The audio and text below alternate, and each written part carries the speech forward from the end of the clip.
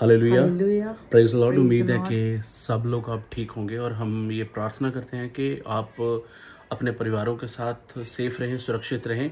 जैसे कि आपको पता है कि इंडिया और पाकिस्तान के बीच जो तनाव है वो बहुत ज़्यादा बढ़ रहा है और अगर आप अपनी फैमिली में सही हैं, सेफ हैं, तो इसके लिए परमेश्वर का धन्यवाद करें। पर मेरा ये आप सब लोगों को निवेदन है कि इस चीज़ को, वॉर को आप मीम मटेरियल मत बनाइए।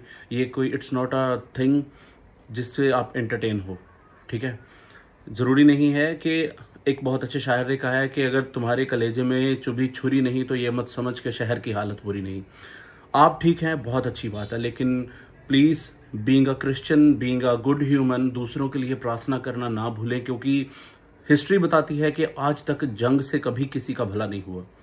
वो कहते हैं कि जंग दो जवान आपस में लड़ते हैं और वो जवान एक दूसरे को मारते हैं जो एक दूसरे को नहीं जानते, लेकिन इसका खामियाजा वो भुगतते हैं जिनको नहीं पता कि जंग हुई क्यों, और जंग वो करवाते हैं जो आपस में तो जानते हैं लेकिन एक दूसरे को मारते नहीं।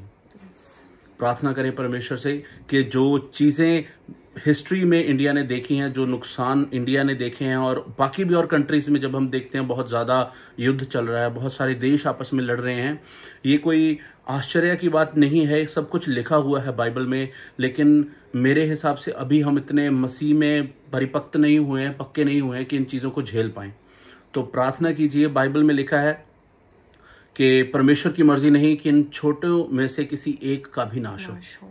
प्रार्थना कीजिए वो लोग जिन्होंने अपने नियर डियर्स को खो दिया, परमेश्वर उनको तसल्ली दे, बिकॉज परमेश्वर कहता है कि जो शांति तुझे मैं देता हूं, जो संसार शांति देता उससे कहीं बढ़कर है, जब हम पढ़ते हैं यूहन्ना की अंजील में।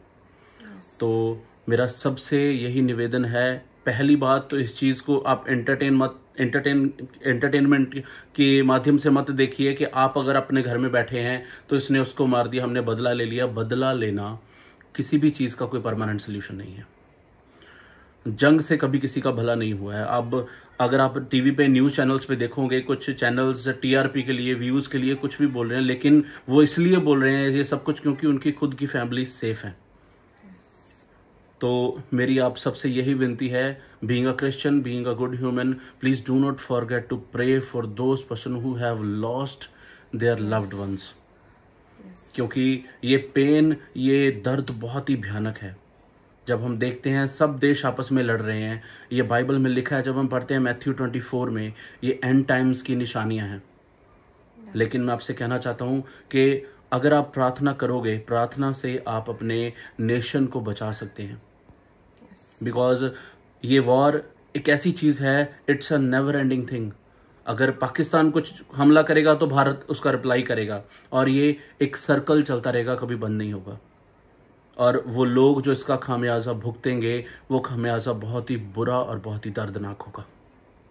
सो मैं आप लोगों से कहता हूं, परमेश्वर के सामने घुटने टेकें, सबसे पहले उसका धन्यवाद करें अगर आप सेफ हैं, और प्रार्थना करें उन लोगों के लिए, चाहे वो पाकिस्तान के हैं, चाहे वो इंडिया के हैं, लेकिन है वो सब जन हमारे भाई और बहन, वो इनोसेंट लोग जिनको नहीं पता कि वॉर हो क्यों रही है, वो लोग जिन्होंने अपनी आंखों के सामने अपने लव्ड वंस को तड़पते हुए देख लिया, उनको नहीं पता ये सब क्यों लड़ रहे हैं, क्यों झगड़ रहे हैं।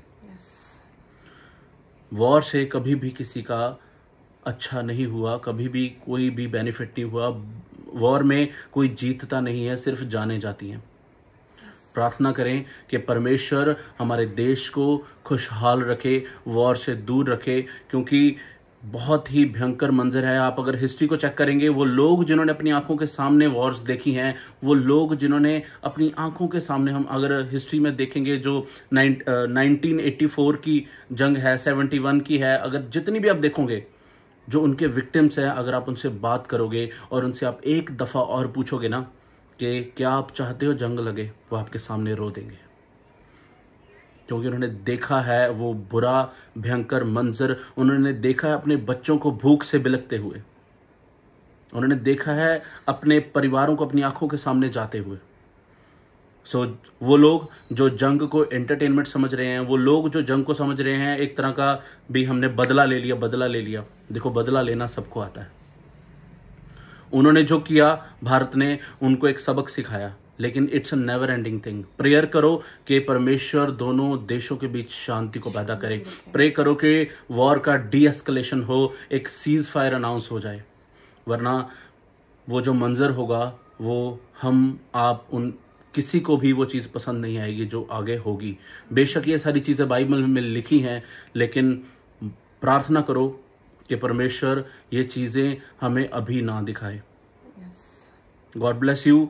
अपने आप को सेफ रखिए, परमेश्वर में बढ़िए, प्रार्थना करिए और उससे शांति को मांगिए, और प्लीज़ उन लोगों के लिए दुआ करिए जिन्होंने अपने लव्ड वंस को खो दिया है।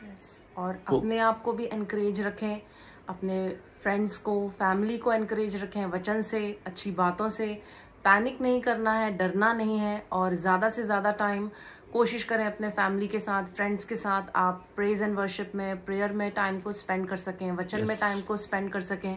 Because fear is a spirit, उस डर के स्पिरिट को हमें अपने ऊपर हावी नहीं होने देना है ना। हमको वचन से अपने आप को एनकरेज रखना है, अपने फैमिली से, जो हमारे फेलो बिलीवर्स हैं उनके साथ फेलोशिप करके हमको अपने आप को एनकरेज करना है, और इस सिचुएशन में हमको जयवंत होकर निकलना है, हमको विक्टोरियस होके निकलना है इन सिचुएशन से।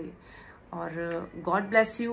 परमेश्वर आप सबको आशीष दे, और हम सब आप सभी लोगों के लिए प्रार्थना कर रहे हैं, और आप सब भी हम सभी के लिए प्रार्थना करें। परमेश्वर ने हमको बाइबल में नमक का दर्जा दिया है, लाइट का दर्जा दिया है। सो प्लीज़ ये हमारी रिस्पॉन्सिबिलिटी है कि हम प्रार्थना तो करें, लेकिन एक बोझ रखें, एक इंटरसेशन करें अपने लोगों के लिए, क्योंकि सिर्फ सरहद है लेकिन हम इंसान तो सब खुदा के बनाए हुए हैं। प्रार्थना करिए कि किसी का भी नुकसान ना हो, और परमेश्वर दोनों देशों के बीच में दोबारा से अच्छे संबंधों को कायम करे, और जो भी उनमें से कुछ शरारती अंसर हैं जो शांति को भंग कर रहे हैं, परमेश्वर उनके हृदयों को चेंज करे कि वो दोबारा ऐसी हरकतें ना करें। God bless you.